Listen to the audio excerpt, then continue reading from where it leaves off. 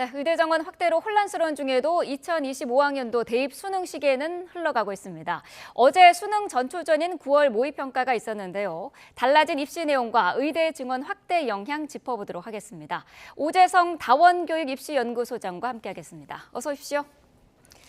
자, 내년도 입시에서 이제 의대 증원이 확대가 된 상황인데요. 실제로 현장에서 관심도는 어느 정도 높아졌습니까? 네, 아무래도 학생들 자체나 또 학부모님들 자체의 기대치가 높다 그럴까요? 네. 아무래도 27년 만에 증원된 이 의대 증원이 그래도 작년 대비 합격선보다 경쟁률과 또 여러 가지 변수가 네. 나한테 기회가 있지 않겠나. 아하. 그런 기대 심리로 인하여서 이제 어느 정도 학생들이 좀 지원을 더 좀 공격적으로 한다 할까요? 네. 더 소신 지원한다 할까요? 이런 부분들이 현장에서는 좀 투명하게 보이기 때문에 네. 그리고 또한 이제 좀 의대의 역량들이 다소 조금 부족했던 학생들뿐들이 같이 좀 이렇게 지원한다는 것도 보여서 일명 일반 학과와 의학계를 동시 지원하는 거죠. 네. 뭐 이런 학생들도 좀 현장에서 보이기 때문에 그래서 역시 의대 증원에 대한 기대치와 그다음에 인원수 변수 이런 것들을 좀 학부모님과 학생들이 기대하는 것 같습니다. 네, 어떻습니까? 뭐 지금 고3인 재학생들의 관심이 더 높은지 아니면 N수생의 관심도 굉장히 높다 이런 보도가 많이 나왔었는데 어떻습니까? 네, 그 N수생분들을 일명 졸업생이라고 하고요. 네. 또 뭐 이제 검정고시생 이렇게 또 구분도 하는데요. 네. 그래도 어떻든 이 수능을 다시 준비하거나 또 수시를 다시 지원하는 분들이 있는데 최근 이제 학생들을 이렇게 만나 보면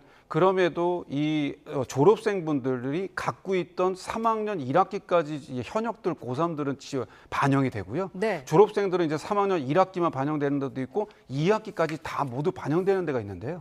그래도 고3 때 수능 최저를 충족 못했거나 아니면 면접 때 불합격했거나 이런 다양한 사례들이 있기 때문에 네. 그러면 작년에는 증원되기 전이니까 아쉽게 탈락했나? 아니면 내가 최저를 못 맞췄나? 이런 변수에 있는 학생들이 네. 올해는 수능을 다시 준비해서 최저 경쟁력을 키우거나 아니면 학생부를 다시 한번 지원해서 내가 제2의 면접을 다시 한번 도전해 보겠다. 네. 이런 학생들이 이 N수생뿐만 아니라 이제 고3들의 현역들 기대치와 더불어 네. 올해는 졸업생들도 이 수시 정시만이 아니고요. 네. 수시도 같이 지원해 보고 싶어하는 마음들이 좀 증가된 것을 좀 확인하게 체크해 볼 수 있었습니다. 네, 뭐 정치권에서도 근데 계속해서 의대 증원 유예 얘기는 나오고 있는 상황인데 정부에서는 어쨌든 일단 수시 전형이 시작이 됐기 때문에 유예하는 거는 불가능하다 이렇게 얘기를 하고 있거든요. 불가능한 건 맞습니까? 아무래도 이제 현실적으로는 좀 힘들 것 같습니다. 왜냐하면 이제 물론 다들 아시겠습니다만 의과대의 현실과 그다음에 지금 수업의 진행 등등은 거의 어떻게 보면 스탑이라고 상태라고 스탑돼 있지 않습니까? 네. 그렇기 때문에 이런 상황 속에서 봤을 때 또 일단 이제 9월 9일부터 접수가 진행되는데 그래도 이제 이 등등은 이미 어느 정도는 이전부터 만약에 뭐 유보를 하거나 인원에 대한 부분을 좀 점차적으로 좀 해보자 증가해보자 이렇게 돼야 되는데 네. 이미 이제 계획안 발표냈고 이제 확정안 됐고 원서를 쓰는 앞을 두고 있기 때문에 네. 이 시점에서는 이미 학생들 자체에서도 이제 혼란스러움을 더 줄 수 있기 때문에 이 시기적인 부분은 좀 다소 놓친 감이 있고요. 네. 더 첨부한다면 만약에 이제 갔을 때 이제 이 수업의 정상적인 부분은 어떻게 이제 시작될 것이 이제 관건이고 숙제일 것이다. 그렇게 좀 예상이 됩니다. 네, 만약에요, 이 수시에서 빈자리가 생겨서 이거를 정시로 이월하지 않으면은 증원폭을 줄일 수 있다 이런 개선도 나오는 것도 있던데 의대 수시의 경우에 결혼이 생기는 경우가 있습니까? 결혼이라는 게 참 이게 오해의 소지가 있어요. 네. 아시겠습니다만 수시는 이제 육회 지원. 과학기술원은 이제 횟수에 포함되지 않고 포항공대는 횟수에 들어가는데요. 네. 그리고는 이제 정시는 3회 지원입니다. 그러면 학생들 자체는 한 곳에 대학을 합격해서 등록하게 되면 5곳이 동시 6곳 지원했을 때 자연스레 자리가 비지 않겠습니까? 네. 그러면 이제 말씀하신 대로 이 추가 합격과 이런 것들이 좀 연쇄 이동이 되는 거기 때문에 그렇기 때문에 이제 그냥 겉으로 봤을 때는 그냥 무조건 비인 거야? 뭐 일명 소위 이제 구멍이 난 거야 이렇게 볼 수 있겠습니다만 네. 그건 이제 자명한 이제 현실이 상황이기 때문에 그래서 육회 지원에 대한 추가 합격의 연쇄 이동이다 아무래도 원하는 학교를 더 이동한다 이렇게 볼 수 있기 때문에요. 네. 그래서 그다음에 또 이제 또 조금만 더 체크해 본다면 수시에서 모든 100% 선발은 하지 않고요. 네. 이제 의대도 작년에 33명의 이제 정시로 2월을 인원을 시킵니다. 그래서 대표적인 수도권 중에 고려대 의대가 8명을 이제 정시로 2월 시켰거든요. 네. 그래서 그거는 이제 수능 최저 충족이나 여러 가지 대학들에서의 이제 선발 과정에서의 변수거든요. 네. 그래서 이 의대학대에 대한 부분 자체가 이제 어느 정도 추가 합격도 생기겠습니다만 정시에서도 2월도 작년 33명보다도 어느 정도 증원이 됐기 때문에 무한정 이제 추가 합격을 합격을 시키겠습니다만 그래도 일부 인원들은 정시로 또 2월이 될 것이다. 그렇게도 한번 예상할 수 있겠습니다. 네, 비수도권 의대의 지역 인재 전형 선발 비율이 굉장히 높아졌기 때문에 여기에 관심을 갖는 학생들도 많을 것 같은데 일단 지원 자격을 갖추려면 해당 지역에서 학교를 졸업을 해야 되는 거죠? 네, 그렇습니다. 그 말씀하신 지역 인재 의대, 의학 계열이라고 하죠. 네. 의치, 한약, 수의대까지 이렇게 지원하는 지역 인재는 고등학교 1, 2, 3학년을 졸업해야 자격이 되기 때문에 그래서 일단 지금에 지원하겠다는 지역 인재 학생들은 이미 당연지사 해당 학교 지역의 고1, 2, 3을 졸업했고요. 네. 그다음에 이제 이후에 후배 학생들 자체가 이제 혹시라도 지역 인재를 원했을 때는 미리부터 이제 중고부터 이제 중3부터는 대상이 되기 때문에 아하. 그래서 지역 인재 대상에 대한 부분은 올해 고3 자체는 사실 그 부분 자체를 관가한 적은 없고요. 네. 이제 후배부터 뭐 일명 중3부터요. 예, 그래서 그 학생들부터는 좀 고려해서 지역 인재를 좀 자기 조건에 맞는지를 체크해 볼 수 있겠다. 그렇게 네. 볼 수 있겠습니다. 그렇다면 이 수도권에 있는 그 초중 학생의 학부모들 같은 경우에 이 지역 인재를 고려해서 지방으로 좀 유학 가야 되는 거 아니냐 이런 상담도 늘고 있습니까? 네, 있습니다. 왜냐하면 전략적이라고 볼 수 있겠죠. 네. 그래서 일단은 아이가 그래도 의대를 희망하고 의학계를 희망한다. 그랬을 때 그냥 지금 내가 거주하는 지금의 수도권에서 있을 것이냐, 네. 아니면 그래도 지역 인재가 60%가 늘었으니 좀 전략적으로 이미 거주지를 이사해서 거기에 지역에 맞는 걸로 좀 대비하는 것이 어떨까 등등도 문의는 상승된 건 맞고요. 네. 그러나 좀 이제 약간의 이제 장단점이 있겠습니다만 그럼에도 이 지역 자체만 해도 지역 인재가 올해 첫 선발로 이제 증원된 걸로 가겠습니다만 네. 제가 이제 현장에서 쭉 봤을 때도 지역 인재마다도 좀 약간 틈새 유불리가 있기 때문에 그래서 무한정 그냥 나는 지역만 그냥 지방으로 갈래 이렇게 간다는 것보다는 그래도 지역 중에서도 또 내 아이에 맞는 학교 그다음에 교육열 그다음에 또 교과 성적 관리 및 이런 것들이 좀 장점이 있는지를 한번 좀 구분해서 보는 것도 필요하겠다. 그렇게 네. 말씀드릴 수 있겠습니다. 네, 알겠습니다. 어제 있었던 9월 모의평가 내용도 좀 짚어보도록 하겠습니다. 일단 전반적으로 쉬웠다는 평가가 나오고 있는데 실제로 어떻게 보고 계세요?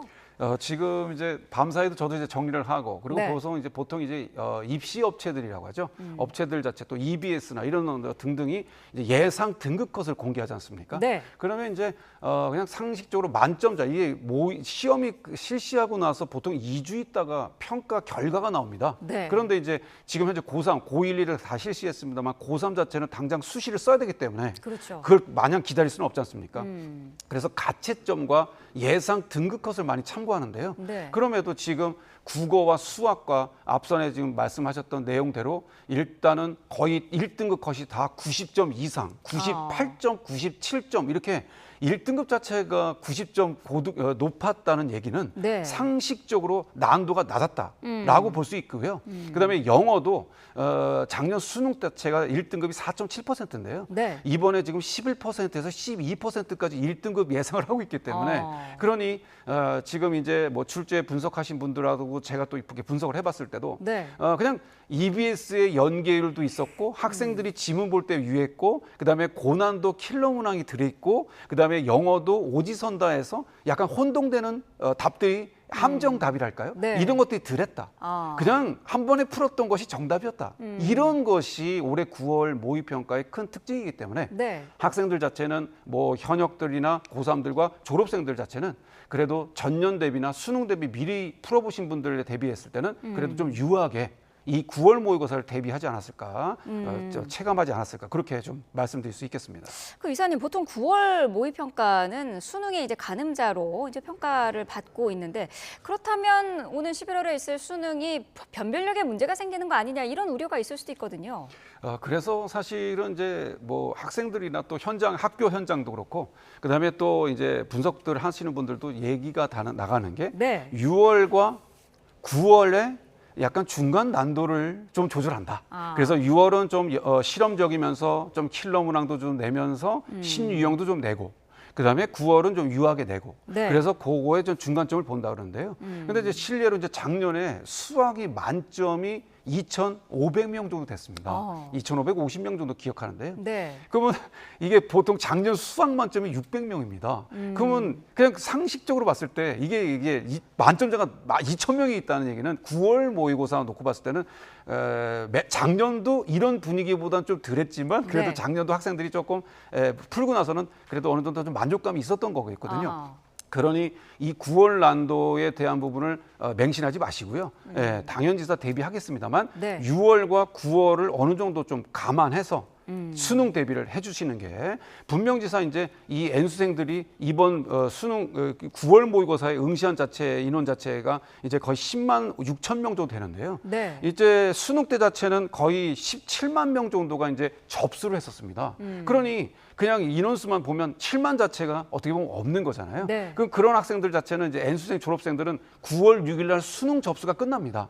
그럼 그때 투명한 인원이 좀 조사되지 않겠습니까? 그렇기 때문에 그 좀 N수생들의 고득점자들도 허수가 있을 것이고요. 네. 그다음에 난도도 쉽게 냈으니 이 9월 모의고사로서만 정말 판가름할 수는 없고요. 네. 그래서 바로미터를 봤을 때 6월과 9월을 가늠하면서 수능 대비를 하시는 게 네. 좋겠다. 그렇게 좀 조언을 드리겠습니다. 네, 다음 주부터 이제 수시 접수가 시작이 되는데 앞서서 언급됐던 그 의대 증원 문제도 있고요. 또 무전공 확대 뭐 이런 이슈들도 있기 때문에 좀 학생들이 혼란을 많이 겪을 것 같습니다. 재학생 그리고 재수생의 체크 포인트가 있다면 어떤 걸 짚어주실 수 있을까요?